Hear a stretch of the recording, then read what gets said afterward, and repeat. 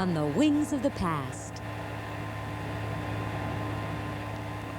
Let's sit down and let the experts take us back to the future. How are you, darling? Hello, Day 21. Since I consider myself a scientist professionally and a historian, amateur, why, it seems to me that I have a pretty clear view of what may happen in the future based on what has happened in the past. I think people kid each other and themselves about how well they juggle multiple lives, multiple interests.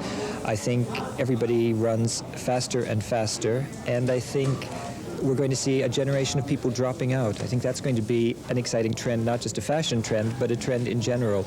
The way that we saw in the 60s, business people suddenly re-examining their success goals and saying, I don't want it, I want to grow potatoes or I want to bake pies. And I think we're going to see that again.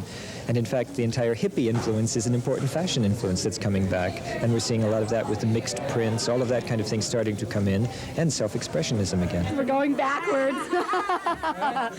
We've digressed. Next Saturday night, we're sending you back to the future. Let's do the time warp again. Let's do the time warp again. From today's cult movie Rocky Horror Picture Show, let's do the time warp to the 1930 science fiction classic, Just Imagine, to see how they back then looked at the crystal ball of fashion. Well, how do you like my new dress? It's a brand new model. It's called a stay out. Stay out? Mm-hmm. You see, if you fly over to Paris some afternoon and you want to stay out for dinner, presto.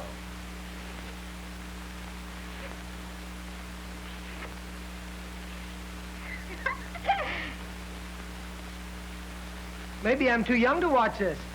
I think you're too old to get any reaction. That's great, Dee. Yes, one more time. I mean, everything goes around in a circle, and it's like those old stories of your grandmother who says she should save everything because it comes back in style. Not only will her dresses come back in style, but the way she thinks will come back in style too. Like going back as opposed to going forward. Because really, when you look at a lot of the things that are happening now, they are just an extension of what's already happened.